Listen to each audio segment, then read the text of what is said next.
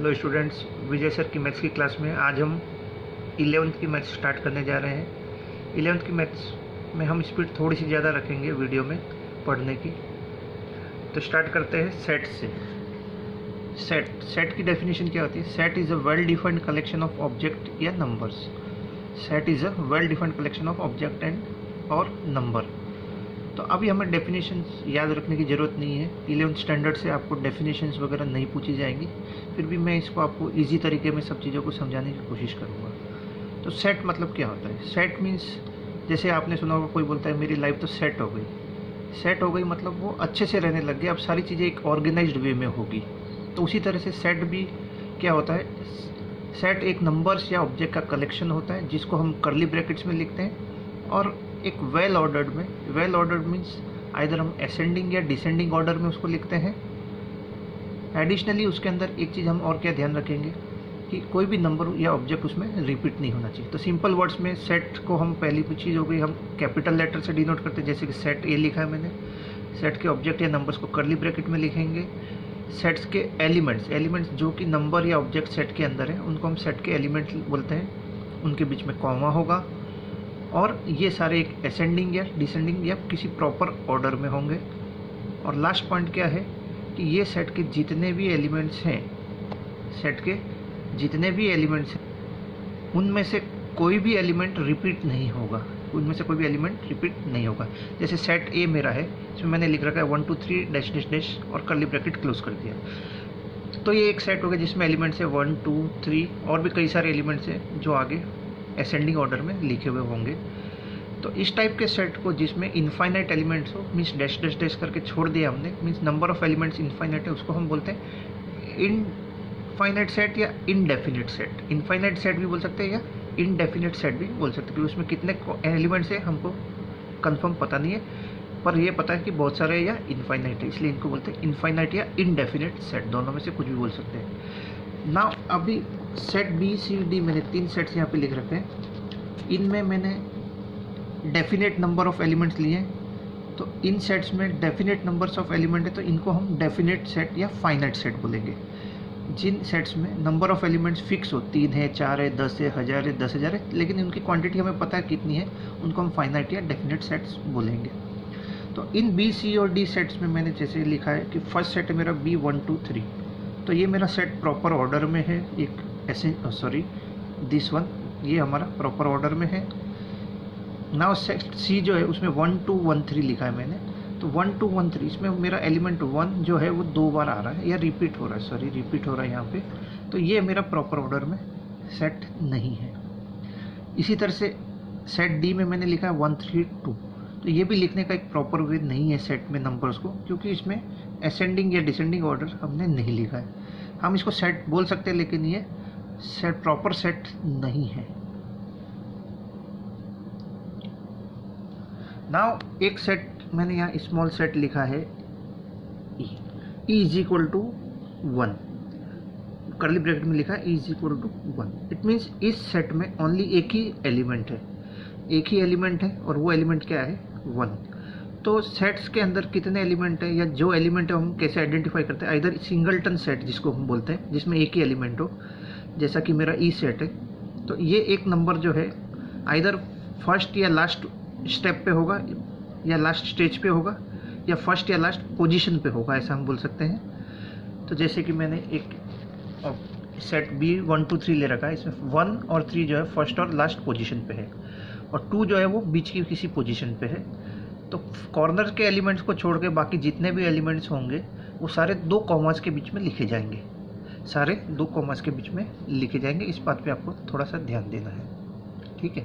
अब कुछ सेट्स जो आपने पहले से पढ़ रखे स्मॉलर क्लासेस में, कि R Z W and R मतलब होता है all real numbers. Real numbers क्या होते हैं? All positive, negative, rational, irrational numbers.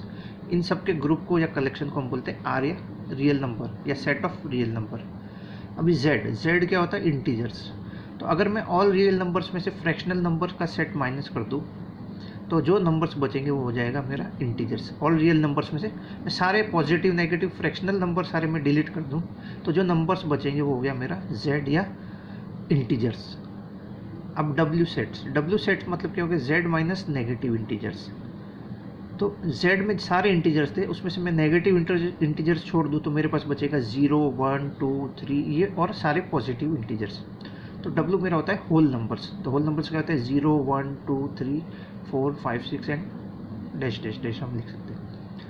Now n होता है नेचुरल नंबर। नेचुरल नंबर क्या होता है, होल नंबर में से अगर मैं 0 को रिमूव कर दूँ, होल नंबर में से अगर मैं 0 को रिमूव कर दूँ तो बचेगा मेरा नेचुरल नंबर। तो यहाँ पे मैंने एक नंबर लाइन पे ये सारे इंटीजर्स को शो किया है। फ्रैक्शनल नंबर या डेसिमल नंबर जो होगी इन इंटीजर्स के बीच में होंगे। अब इसमें अगर मैं सारे नेगेटिव इंटीजर्स को मैं छोड़ देता हूँ, सॉरी 0 को मैं इधर ले लेता हूँ, 0 को मैं रखता हूँ, सारे नेगेटिव इंटीजर्स को छोड़ देता हूँ, तो मेरे पास बचेंगे सारे होल नंबर्स। अब होल नंबर्स में से अगर मैं 0 को छोड़ देता हूँ तो 1, 2, 3, 4 एंड फॉलोइंग में कई सारे इनफाइनाइट नंबर्स पॉजिटिव इंटीजर्स में बचेंगे। तो वो हो जाएगा हमारा नेचुरल नंबर्स। अब नेक्स्ट सेगमेंट में हम पढ़ेंगे सेट्स किस टाइप से हम लिख सकते हैं। तो सेट को प्रेजेंट करने के या लिखने के दो मेथड्स है। फर्स्ट आपने देख लिया रोस्टर या लिस्टिंग मेथड। इस मेथड को बोलते हैं रोस्टर मेथड या लिस्टिंग मेथड, जिसमें हम सेट को कर्ली ब्रैकेट में नंबर्स या ऑब्जेक्ट की फॉर्म में राइट डाउन कर सकते हैं, जैसे -1, 0, 1, 2, 3 या कोई भी एक सेट हो सकता है। सेकंड फॉर्म होती है set builder form. Set builder form या प्रॉपर्टी फॉर्म। तो सेट बिल्डर या प्रॉपर्टी में एक कहानी सी लिखी होगी सेट के बारे में, तो उस टाइप के फॉर्मेशन को हम सेट बिल्डर या प्रॉपर्टी फॉर्म, तो उस सेट की प्रॉपर्टी या एक छोटी सी कहानी लिखी होगी उसको हम बोलेंगे सेट बिल्डर फॉर्म। और रोस्टर या लिस्टिंग में ओनली नंबर्स होंगे, लिस्ट आउट किए होंगे, नंबर जो है वो लिस्ट आउट किए हुए हैं ओनली, उसको हम बोलेंगे रोस्टर या लिस्टिंग फॉर्म। तो एक सेट का एग्जांपल मैंने लिया, set A is equal to, इसको हम कैसे रीड करेंगे, लिखने का तो ये मेथड है, इसको कैसे रीड करेंगे, set A is equal to x. Set A में क्या एलिमेंट्स आएंगे, जो एलिमेंट्स आएंगे उनको हम रिप्रेजेंट करेंगे एक्स से। एक्स एक वेरिएबल है, स्लैश या इसका मतलब है वेयर। हम इसको कैसे रीड करेंगे, set A is equal to x where x is an integer. X क्या है, एक इंटीजर है। तो जैसे ही इंटीजर की बात आएगी तो मेरे दिमाग में सारे इंटीजर नेगेटिव, पॉजिटिव और 0 आने चाहिए। बट इसमें एक कंडीशन आ गई, x is greater than -2 and less than 3। x is greater than -2 है एंड लेस देन 3 है। इसका मतलब क्या हो गया, x की वैल्यू -2 से ज़्यादा है, 3 से कम है। तो इसी को मैंने यहाँ पे लिस्ट फॉर्म में या रोस्टर फॉर्म में लिखा है। -2 से बड़े इंटीजर्स जो होते हैं वो होता है -1, देन 0, देन 1 एंड 2, क्योंकि हमारा x की वैल्यू लेस देन 3 है, तो उसको हम इस फॉर्म में लिख सकते हैं -1, 0, 1, 2। अब नंबर ऑफ एलिमेंट्स के हिसाब से अगर हम सेट्स को इनफाइनाइट या फाइनाइट सेट में तो हमने देख लिया। अब इसी में दो चीज़ें स्पेशली बचती है। एक सिंगलटन सेट, जैसे ऑलरेडी मैंने बताया, सिंगलटन सेट वो सेट्स होते हैं जिसमें एक ही एलिमेंट हो, one and only one element. One element का मतलब ज़रूरी नहीं है उसके अंदर 1 हो, कोई भी नंबर हो सकता है, ओनली 0 हो सकता है, ये भी एक सिंगलटन सेट है। ओनली ए हो सकता है ऑब्जेक्ट में या अल्फ़ाबेट्स में, तो ये भी सिंगलटन सेट्स है। इसके बाद आता है हमारा एम्प्टी, नल या वॉइड सेट। इसके 3 नाम हैं, एम्प्टी, नल या वॉइड सेट। इसके नाम से ही पता चलता है इस सेट में कोई भी एलिमेंट नहीं होगा, इस सेट में कोई भी एलिमेंट नहीं होगा। तो इसको हम रिप्रेजेंट करते हैं 5 से। इसको किससे रिप्रेजेंट करते हैं, 5 से। 5 को ब्रैकेट में नहीं लिखता है, ये ध्यान रखना। 5 मीन्स खुद ही होता है एम्प्टी सेट। 5 का मतलब होता है नल सेट या एम्प्टी सेट। इसको हम कर्ली ब्रैकेट में नहीं लिखेंगे, 5 को हम ओनली ये नल सेट को ऐसे ही हम रिप्रेजेंट करते हैं। या इसको रिप्रेजेंट करने का दूसरा मेथड है कि हम कर्ली ब्रैकेट्स यूज़ करें और उसके बीच में कोई भी नंबर को नहीं लिखें। कर्ली ब्रैकेट के अंदर कोई भी नंबर अगर नहीं लिखा है तो वो भी हमारा एम्प्टी, नल या वॉइड सेट है। और जो सेट्स एम्प्टी नहीं होते हैं वो हमारे नॉन एम्प्टी सेट्स होते हैं।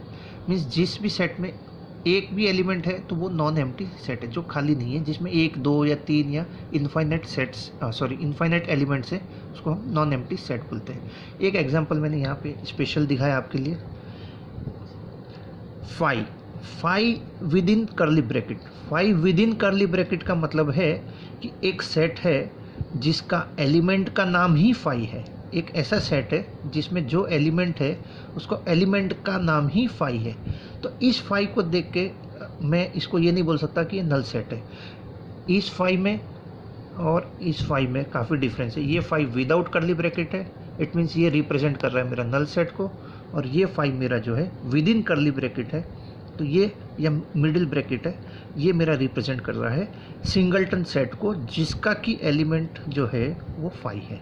Singleton set whose element is 5 within curly bracket shown is known as non empty set. यही एक नॉन एम्प्टी सेट, ऐसा जरूरी नहीं सारे नॉन एम्प्टी सेट्स जिसमें एक भी एलिमेंट हो। ऐसे इनफाइनाइट सेट्स पॉसिबल है जिसमें अकेला 1 हो सकता है, अकेला 2 हो सकता है, या 1 2 1 2 3 1 2 5 कोई भी नंबर्स हो, वो नॉन एम्प्टी सेट होता है। बट ये एक स्पेशल मैंने आपको समझाने के लिए रखा है ताकि आपको डिफरेंस पता चले। ओनली 5 मीन्स होता है empty set and 5 within curly bracket is a non empty set. Now universal set. Universal set क्या होता है?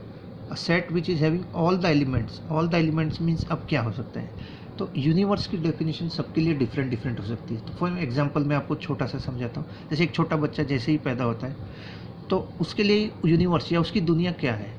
तो उसकी आंखें एक ही ऊपर की तरफ देखती रहती है, तो उसको ऊपर छत या उसके सामने कोई भी खिलौना हम लटका दें तो उसके लिए बस वो ही दुनिया है, उतनी ही दुनिया। जब वो बच्चा बड़ा होता है 1 या 2 साल का, तो अपने घर के अंदर घूमना शुरू करता है, तो उसकी दुनिया बढ़ के उसके घर के अंदर तक पहुंच जाती है। फिर थोड़ा बड़ा होता है, स्कूल में जाता है, तो उसकी दुनिया थोड़ी और बड़ी होती जाती है। फिर वो जॉब करने के लिए या पढ़ाई के लिए बाहर जाता है, तो उसकी दुनिया और बड़ी होती जाती है। तो हम जहाँ तक देख सकते हैं या हमारी जो इमेजिनेशन है उसको हम बोलेंगे हमारे लिए वो यूनिवर्स है। तो यूनिवर्सल सेट कुछ भी हो सकता है। एक यूनिवर्सल सेट ऐसा भी हो सकता है जिसमें 1 2 3 3 ही एलिमेंट हो, या 1 2 2 ही एलिमेंट हो, या 0 1 2 एलिमेंट हो। तो किसी भी सेट को हम यूनिवर्सल सेट कह सकते हैं, बट ये किस कॉन्टेक्स्ट में कहा गया उसके अकॉर्डिंगली हमें वर्क करना पड़ेगा। तो जैसे जैसे क्वेश्चन आएगा आपको इजीली समझ में आता जाएगा। Now subset. सबसेट्स क्या होते हैं इसके लिए अब हम नेक्स्ट वीडियो में पढ़ते हैं। Thank you.